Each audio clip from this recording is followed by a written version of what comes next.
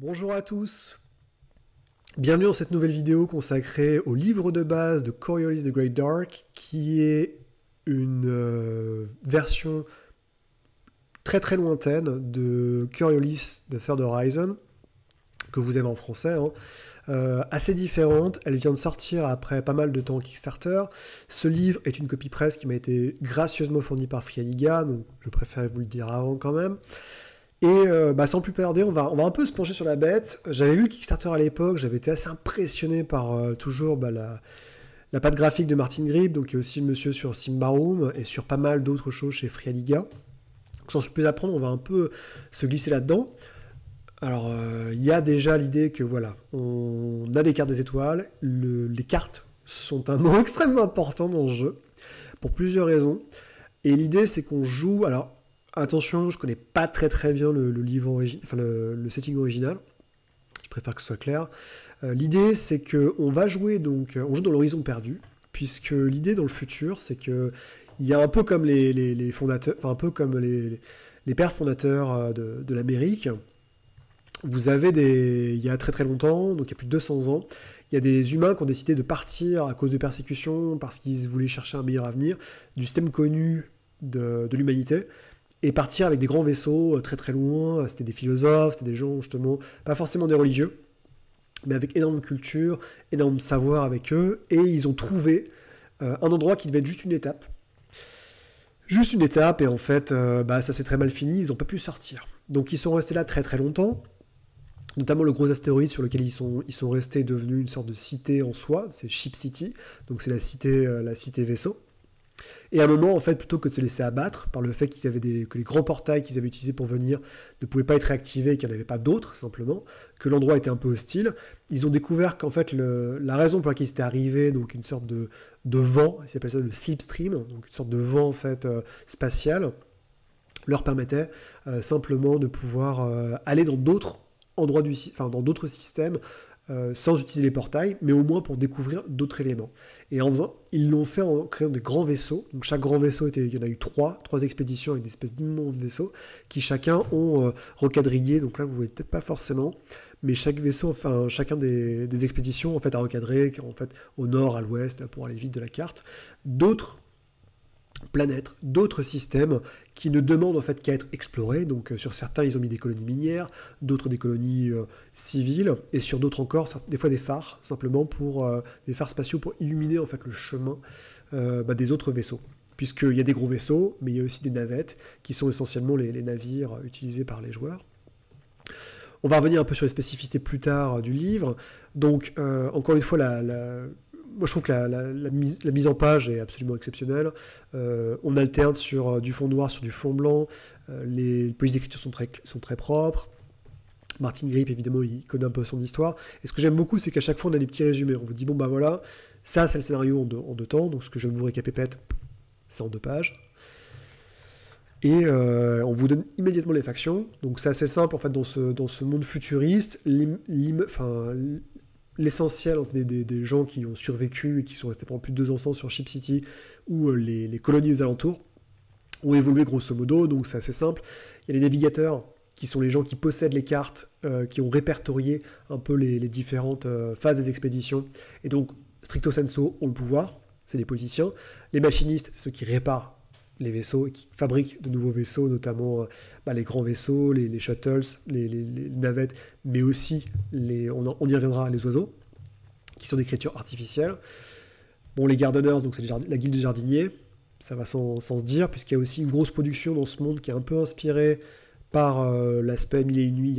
Les épices ont un rôle assez important dans la vie de tous les jours. Les coriolites, donc ça c'est plus lié à l'ancien setting, c'est des gens, dès qu'ils sont arrivés, dès que les gens sont arrivés dans l'horizon perdu, ils ont dit, bah c'est bien fait, c'est de votre faute, vous êtes nuls. Et eux, c'est des conservateurs qui disent c'était mieux avant.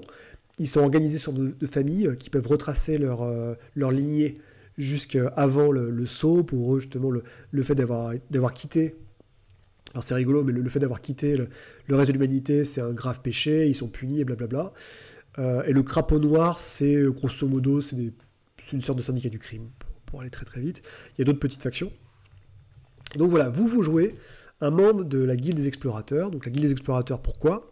C'est parce que vu qu'on sait qu'on ne peut pas vraiment quitter le Lost Horizon, la seule chose qu'on peut faire, c'est d'explorer les différentes planètes ou les ruines qui existent. Parce qu'en fait, on s'aperçoit, donc la raison essentielle pour laquelle tout le monde est parti dans cette direction X jusqu'au Lost Horizon, c'est parce qu'ils ont détecté que l'un des premiers vaisseaux humains qui existait, qui s'appelait le Nadir, qui est une sorte de vaisseau mythologique, ils sont partis parce qu'ils pensent avoir perçu une transmission radio. Et donc ils sont tous là pour ça. Et or, dans le Lost Horizon, tout n'est pas complètement vide, puisqu'il y a une autre civilisation qu'ils appellent les bâtisseurs, qui a disparu depuis très longtemps, mais qui a laissé des ruines derrière elle. Elle a laissé des choses assez utiles, notamment ce qu'on appelle les oiseaux, qui sont des oiseaux, mais artificiels, en partie mécaniques. C'est un peu confus, mais c'est plutôt... c'est des créatures vivantes, mais qui ont des propriétés assez intéressantes. Et un peu comme les mineurs, quand ils descendent avec les canaris, ils ont un pouvoir, ils ont la capacité en fait d'être utilisés en reconnaissance pour protéger contre d'obscures créatures ou autres. Et surtout, il y a un problème extrêmement important, c'est le blight. Le blight, c'est, pour aller vite, une sorte de maladie qui attaque, qui se propage sous forme de fleurs, puis sous forme de neige, sous forme de rouille, et qui peut détruire à la fois l'organique, l'inorganique, et qui semble partout où on va dans l'espace, partout où on va dans cette espèce de ruines, donc c'est ce qui s'appelle les delves, donc c'est vraiment les excavations, les profondeurs, la blight, donc la maladie, le fléau est présent. Et l'un des rares moyens de protéger les gens du fléau, c'est les oiseaux. Et on sait que les oiseaux ont été conçus par les bâtisseurs, donc peut-être que les bâtisseurs ont laissé derrière eux autre chose qui pourrait nous aider à sortir en fait du Lost Horizon. Et tout le cœur du jeu, c'est ça, c'est vous jouez des membres de la guilde des explorateurs, vous allez dans des delves, donc dans des espèces de ruines, à travers toute la carte des mondes connus, pour essayer de trouver un moyen en fait de vivre au jour le jour, mais dans le grand ordre des choses, techniquement, vous êtes là pour aider les gens à sortir du Lost Horizon. Parce que, parce qu'en fait, Ship City, donc l'espèce de grosse capitale, elle est vraiment ric-rac, les gens ont du mal à survivre, l'idée c'est que potentiellement, il y a une horloge au-dessus de votre tête, et quand elle atteint minuit, l'humanité ne sera pas assez forte pour survivre sur le Lost Horizon. Donc quelque part, malgré les bisbilles politiques, c'est à vous, explorateurs, que revient la charge de sauver le monde, quelque part. Mais vous le faites d'une manière extrêmement simple, dénigrée par toutes les autres factions, dénigrée parfois même par les gens qui vous emploient ou vous-même, avec votre glorieux équipage, mais en tout cas, c'est un sale boulot, mais il faut bien que quelqu'un le fasse. Création de perso, vous les connaissez, vous les aimez, c'est du Zero Year Engine. L'idée, c'est que vous allez avoir des caracs à répartir, toujours 6 caracs, force, agilité, logique, perception, insight, donc intelligence pour aller vite, et empathie. Vous avez une vingtaine de points à répartir. Vous avez une origine à tirer, parce que l'essentiel, hors des statistiques, hors des caracs, l'essentiel de vos bonhommes sont basés sur des talents, en fait, qui vont leur filer des bonus sur certains jets, dans certaines situations. Donc les origines, ça peut être, vous venez du fin fond d'un orphelinat, vous avez grandi dans l'un des grands vaisseaux, donc les grands vaisseaux dont je parlais dans l'introduction, vous faites partie du réseau criminel, patati patata. À chaque fois, ça vous donne une faction plus ou moins associée, parce que les factions ont un rôle à jouer assez important, et aussi un talent qui va avec. Le reste, vous connaissez, donc les attributs, le compteur de vie, le compteur d'espoir, on est dans du Zero Year Engine, donc c'est comme le stress. Et Heart, je crois que c'est le cœur, donc c'est pour essayer de vous protéger, c'est votre humanité en fait. En gros, je crois que, si je dis pas de bêtises, c'est ça. En fait, c'est les ratios, c'est les points de vie pour deux. Il y a 6 stats. Health, c'est pour la force et l'agilité. Hope, donc espoir, c'est pour la logique et l'empathie, et le cœur, donc le courage. Heart, c'est pour l'insight et la perception. Et l'idée, en fait, c'est que généralement, la blight peut taper dans les 3, donc ça peut aller assez vite, et c'est assez violent. En général, c'est l'espoir qui commence, qui descend tout de suite en premier. Votre équipement, patati, enfin, c'est assez simple au niveau vraiment de ce que vous pouvez... de ce que vous pouvez faire. Je regarde juste un petit truc, je ne vais pas dire de bêtises. Ensuite, l'idée, c'est d'avoir une équipe, parce que vous allez voir, les rôles sont assez importants. Vous faites tous, la guilde vous fournit du taf, mais l'idée, c'est que, nonobstant ce que vous avez fait avant, nonobstant votre carrière avant les explorateurs, vous avez tous un rôle à jouer. Et ce rôle vous permet d'avoir des manœuvres de rôle.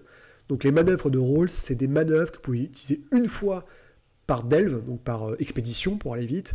Il n'y a rien à payer, hein, c'est juste vous l'utilisez, ça crame. Donc ça peut être poser des explosifs pour péter un mur, utiliser un scanner, j'en passe des meilleurs.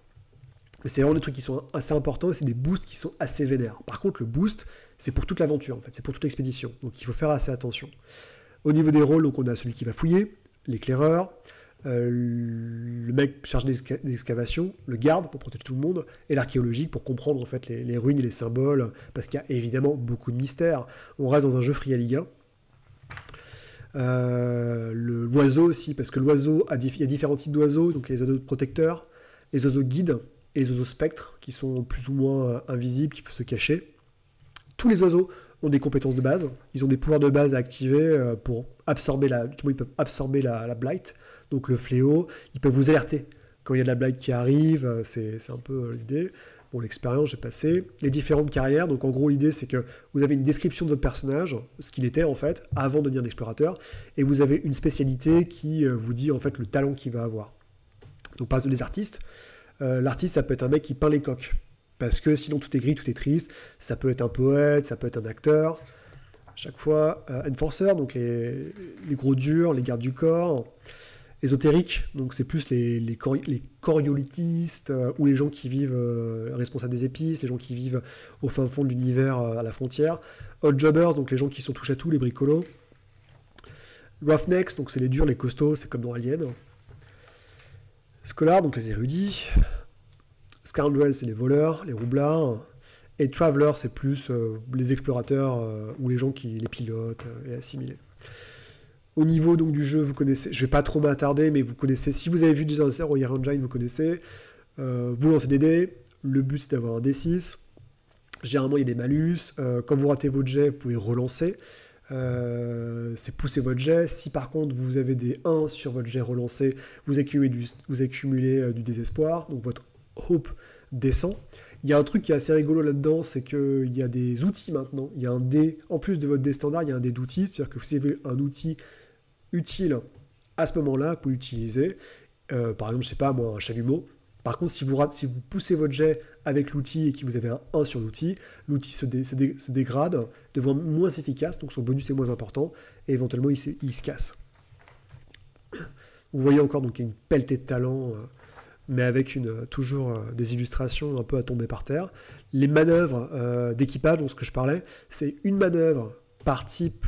C'est une manœuvre par expédition, par type de personnage que vous jouez. Ça peut être ça peut être automatiquement, par exemple, vous résistez à la peur pour toute une rencontre. Il y a pas mal de petites choses. Le combat, on reste sur des Zero Year Engine. Il n'y a pas trop de nouveautés. C'est toujours pareil, vous tirez des cartes, vous avez une action. On vous conseille évidemment, on vous déconseille beaucoup le combat parce que c'est assez mortel, hein. On reste sur du Blade Runner ou sur du Alien, sachant qu'en face vous pouvez avoir des saloperies assez véhémentes, on va dire. Le conflit social si vous le souhaitez.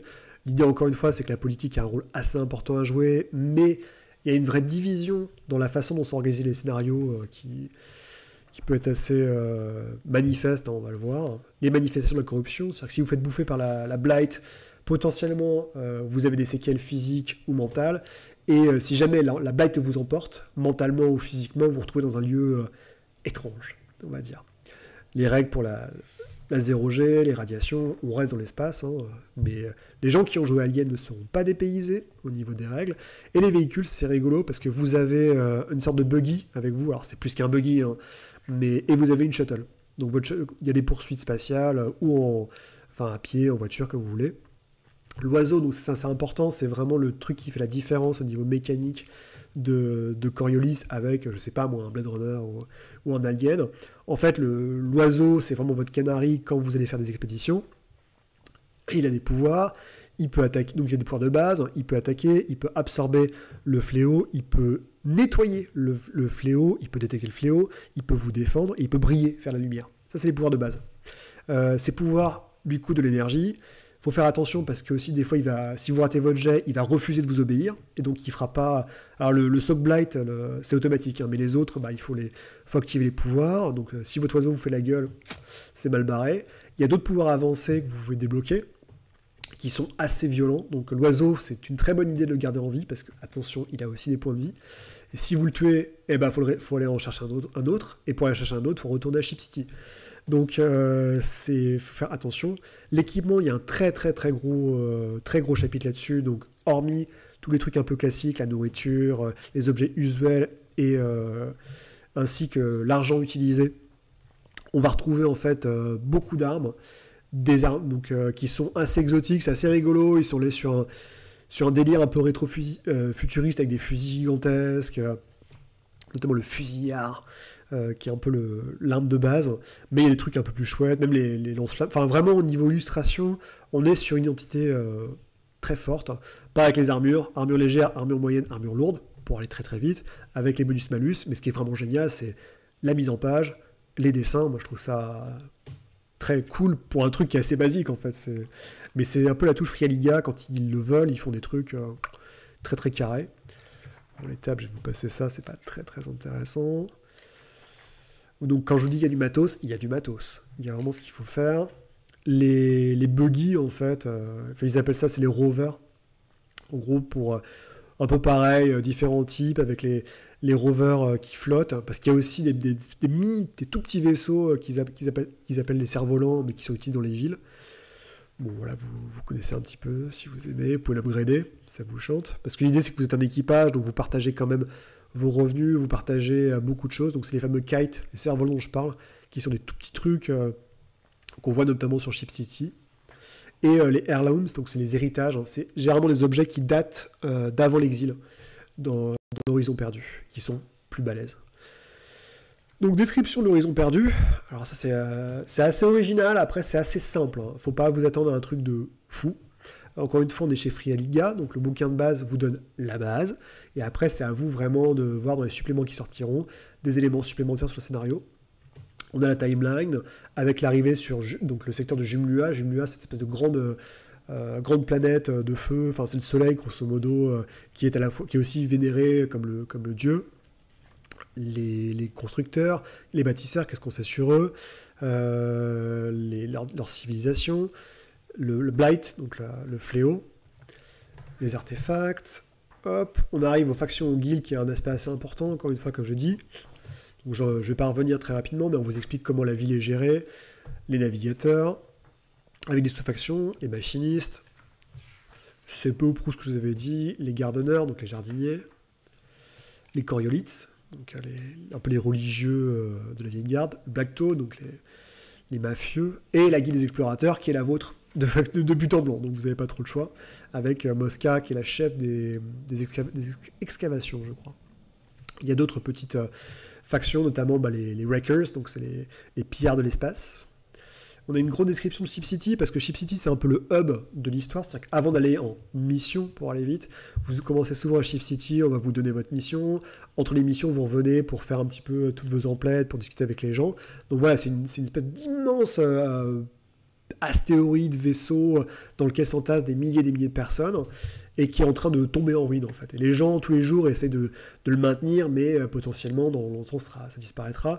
Les religions, donc il y a à la fois les anciennes religions, plus la vénération des bâtisseurs de l'étoile Jumla.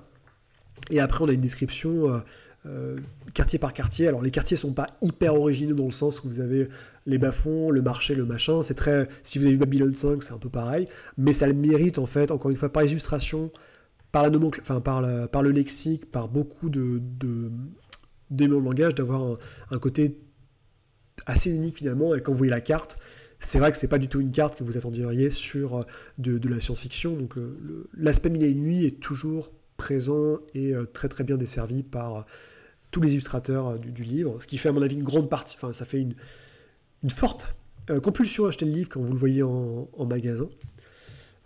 Old Town, Turbine Halls, donc c'est là où on fait les réparations, sanctuaire intérieur, où il y a les prêtres, la belle aluminium, avec tous les vaisseaux qui vont arriver, le in-between, enfin vous voyez, c'est quand même un peu à tomber par terre, j'avoue. Donc Jumua, ensuite on passe, donc Jumua c'est le système dans lequel on commence, en fait, où il y a Ship City, mais il y a d'autres, la première et la dernière étoile, avec la description du système solaire. Je vais essayer de faire vite avant que j'ai plus de lumière. Et on vous donne à chaque fois, c'est pas mal des planètes ou des points d'intérêt sur les différents secteurs qui existent. Alors c'est pas très très développé hein, évidemment, mais ça vous donne suffisamment d'éléments pour enrichir votre monde ou potentiellement créer des histoires. Le Charted Sphere, donc c'est vraiment les trois bras en gros du MEA ici. Et vous avez Expédition 1, Expédition 2, Expédition 3, donc Zenobia, Hammurabi, et l'autre je la vois plus, mais c'est pour vous projeter un petit peu sur qu'est-ce qu'il y a ailleurs simplement, puisque c'est là où vos histoires vont se dérouler. À chaque fois c'est un peu pareil, description assez simple avec le type d'étoile, et les points d'intérêt que vous pouvez trouver dans le bras expéditionnaire du corps stellaire. Ce qu'il y a au-dessus, ce qu'il y a au-delà, donc pas grand-chose, on ne sait pas trop la frontière, l'abysse, la tranche extérieure. Voyage spatial expédition, c'est vraiment le gros du jeu. C'est-à-dire, on vous explique qu'est-ce que vous allez faire concrètement, donc les règles pour voyager avec le split stream, donc le voyage spatial, les grands vaisseaux, que vous n'aurez pas forcément l'occasion, vous aurez l'occasion de voir, mais vous n'aurez pas forcément l'occasion de jouer, puisque c'est des espèces d'immenses vaisseaux avec qui prennent toutes les ressources quasiment d'un secteur de Jumia. Les voyages à travers... Il y a beaucoup de règles, mais c'est assez important parce que vous êtes censé jouer les voyages. C'est assez important. Vous pouvez faire utiliser les différents rôles des joueurs de l'équipage. Les shuttles, donc ça c'est ce que vous allez piloter, en fait, c'est vos petites navettes. Enfin petites, mais vous pouvez quand même être une dizaine dedans à chaque fois, avec des upgrades comme il faut. Il y a des petites règles de bataille, mais c'est assez simple. Donc les buggy, comment ça se passe quand on est au sol, atterrissage, scan, et enfin le cœur du jeu, les delves, donc les fouilles dans les profondeurs, qui sont en gros des donjons. J'ai pas d'autres mots pour dire ça. Donjons qui sont catégorisés par leur difficulté, par la connaissance que vous avez auparavant, votre équipement qui est extrêmement important, vous avez des scanners, enfin votre scout par exemple peut potentiellement utiliser un scanner en profondeur pour voir ce qu'il va y avoir, l'oiseau évidemment hyper important, de l'importance des communications et la procédure. En gros, parce que l'idée c'est que plus vous allez descendre, plus potentiellement vous pouvez tomber sur de la blight, et si vous tombez sur de la blight, faut être très très rapide, ou alors il faut être très courageux, parce que peut-être que votre oiseau ne pourra pas vous sauver tout le temps, parce que vos combinaisons vont commencer à être bouffées, il y a plein de dangers en plus, physiques, mentaux, possibles, et le pire que vous voudriez, c'est finir effondré sous un tas de rochers, être incapable de remonter à la surface, parce que personne ne viendra vous chercher. Ou peut-être pas. Donc beaucoup de règles, vraiment, avec une procédure un peu stricto sensu pour expliquer à chaque fois les étapes, donc la fouille, le scan, la présence du blight, et comment revenir, simplement, avec la gestion des supplies, qui est hyper importante, encore plus que dans Alien, puisque là, il n'est pas question juste de l'oxygène, de la bouffe, mais là, c'est l'oxygène, la bouffe, la boisson, les munitions, et la lumière. Sachant qu'en plus, vous avez votre oiseau, donc il y a beaucoup de choses qui peuvent rentrer en compte. Vous pouvez poser des camps, aussi des campements pour essayer de récupérer des rations ou vous reposer. Ça, c'est un exemple de carte en fait de delve avec les cases qui représentent chacune des zones et les différents dangers qui peuvent se passer, les événements qui décrivent à chaque fois les actions qui vont être encourues par les membres de votre expédition pour aller jusque dans les profondeurs, pour potentiellement retrouver des choses qui intéresseront l'archéologue et Ship City derrière. On a un bestiaire. Le bestiaire est fait de créatures assez exotiques qui sont...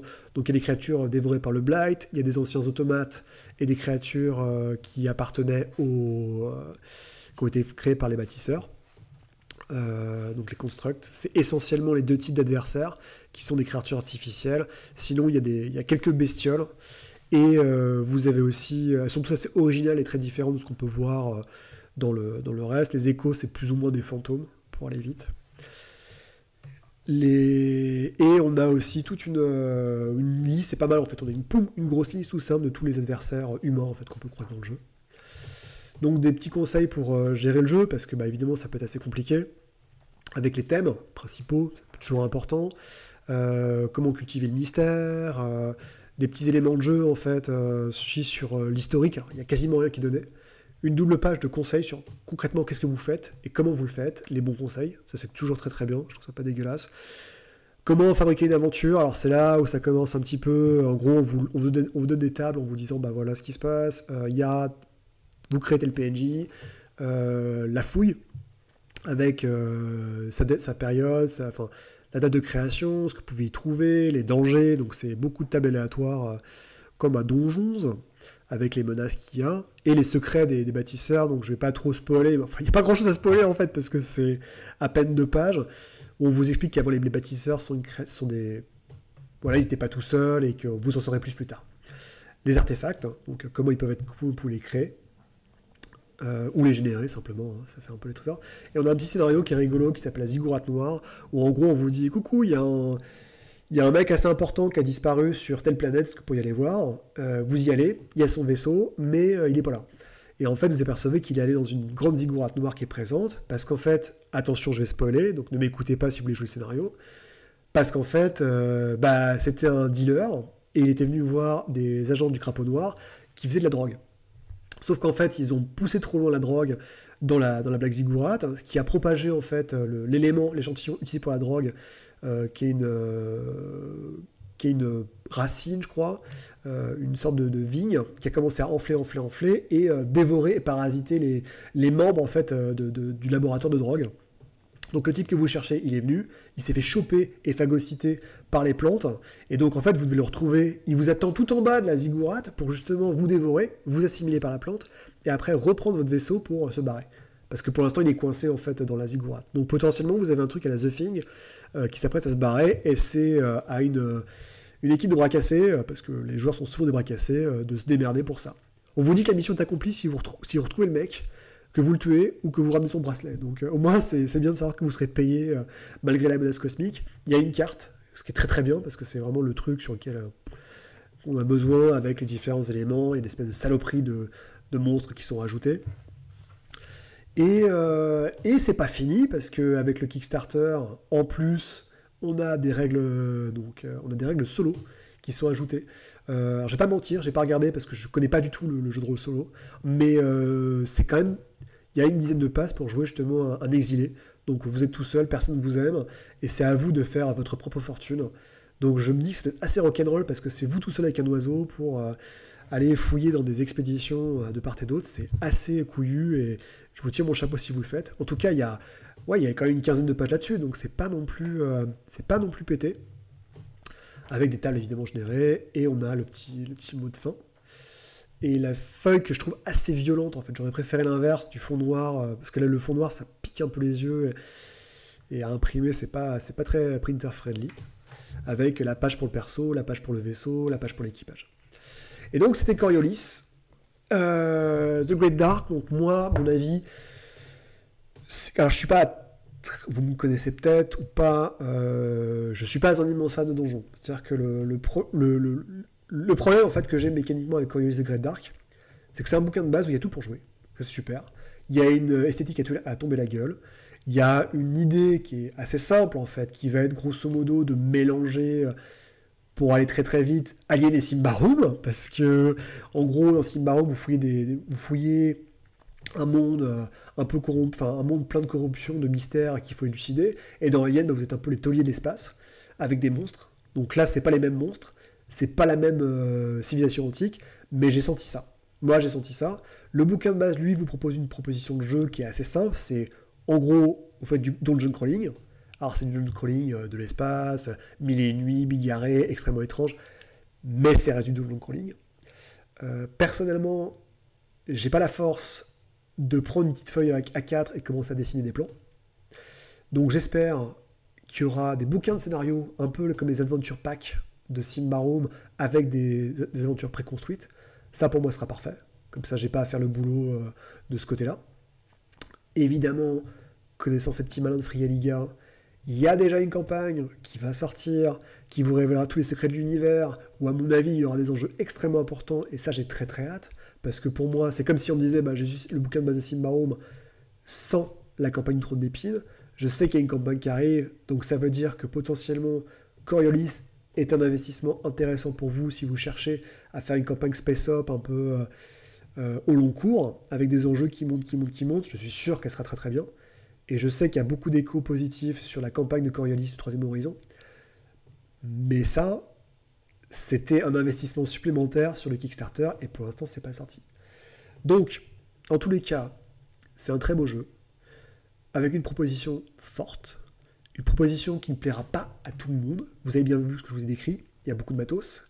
Il y a une division, en tout cas proposée sur une 30aine de pages, qui est assez simpliste, dans le sens, vous avez une mission, vous allez à un endroit, vous devez faire une fouille, c'est à vous de concevoir la fouille, donc ça, vivement qu'ils en sortent, parce que comme ça ferait beaucoup de boulot. Il y a un univers qui est quand même assez original, le coup des oiseaux, c'est plutôt pas mal. Je pense que pour les gens qui s'habitent à Coriolis, le troisième horizon, ils vont peut-être pas être super contents, parce que bah, c'est repartir de la base, quoi. C'est comme si moi on me faisait jouer à Symbaroum, mais 600 ans plus tard, on me dit, bon bah en fait, il n'y a que des petites références à l'original, mais c'est plus trop pareil. Avec l'idée qu'il va falloir un peu refaire une gamme derrière, quoi. Donc tout va dépendre du suivi de la gamme. En tout cas, on sait qu'il y a déjà une campagne qui arrive qui va être sûrement très très bien. Mais par contre, le bouquin en soi, on se moque pas de vous. Le bouquin fait quand même, je sais pas, 300 pages, un petit peu moins. Il est magnifique, il est tous couleurs, les illustrations sont tombées par terre. Et rien ne vous empêche de faire des campagnes un peu différentes ou des scénars plus politiques, où on va pas faire des excavations. Après, par contre, c'est à vous vraiment de bosser sur cette style-là. Donc voilà ce que je pouvais vous dire sur Coriolis, The Great Dark. Encore une fois, merci à Free Alligator de m'avoir fourni cette copie. Ça reste un peu une claque dans la gueule, j'avoue que plus ça avance, plus leurs bouquins sont beaux. La proposition de jeu, c'est vraiment à vous de faire votre propre idée. Il y a un starter kit, de toute façon, il y a un petit kit de démarrage qui est gratuit, je crois, en anglais sur Drive-Thru, et il me semble que Arkham Asylum vient de récupérer la licence en français, donc ça sortira en français, francisé chez nous. Et je crois que c'est tout pour aujourd'hui, parce qu'il commence à faire nuit dans tous les cas. Donc voilà, le The Great Dark, la grande ténèbre, commence à arriver chez moi aussi, donc il ne me reste plus qu'à vous quitter et vous souhaiter une bonne soirée. Allez, salut!